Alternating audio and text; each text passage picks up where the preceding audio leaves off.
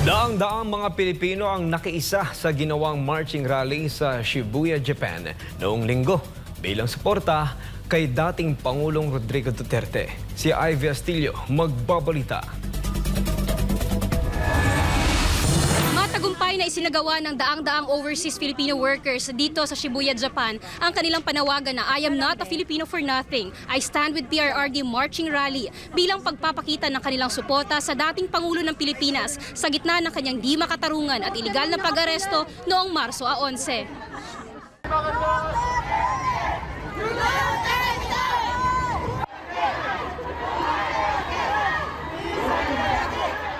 Dagsa ang mga OFWs at non-OFWs na nakiisa sa panawagan na I am not a Filipino for nothing. I stand with PRRD marching rally ng Republic Defenders for Peace and Unity sa Shibuya, Japan noong linggo, Marso 23, bilang pagpapakita ng kanilang simpatya at suporta kay dating Pangulong Rodrigo Duterte. Sigaw ng mga Pilipino sa Japan, bring PRRD home. Ito ay sa gitna ng di makatuwiran, iligal na pag-aresto at pagsuko sa dating Pangulo sa ICC sa The Hague, Netherlands noong Marso 11. Galing pa po kami ng Fukuoka. First time lang namin pumunta dito sa... Ang tagal ko na sa Japan. First time ko lang pumunta ng Tokyo dahil kay Tatay Digong. Kasi gusto namin na ipaglaban namin dahil alam namin na walang kasalanan si Tatay Digong. Yes. Bring him home, Tatay Digong!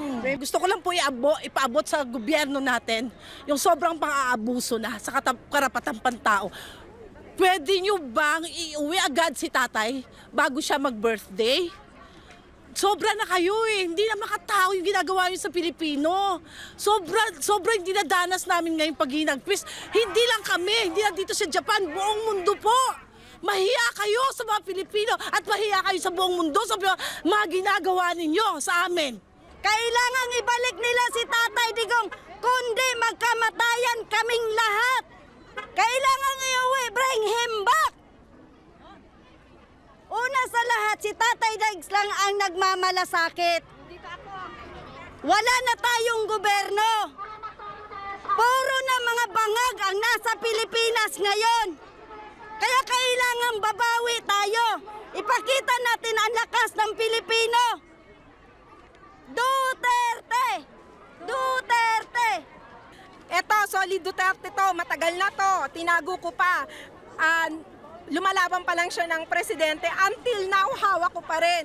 Duterte, solid Duterte. Nagpaabot naman ng mensahe ang mga Pilipino sa Japan sa nalalapit na kaarawan ni dating Pangulong Duterte. Ang wish ko sa birthday ni Tatay Digong is good health, syempre yun yung unang-una. Pangalawa, makauwi na siya. Makauwi na siya ng Pilipinas, ng healthy. At walang maging anong problema. Ganon din po si BP Sara. Yun lang po. Happy birthday, Tatay Digong! I love you!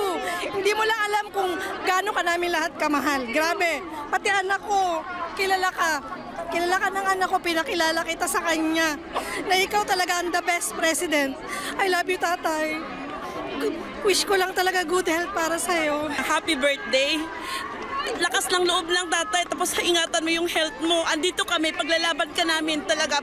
Paglalaban ka namin, taga mo yan sa bato, tatay. Love ka namin talaga. Duterte, 応援してます。 Happy birthday, Tatay Digong! Mahal namin Tatay Digong! Tatay Digong! Tatay Digong! Tatay Digong! Happy birthday!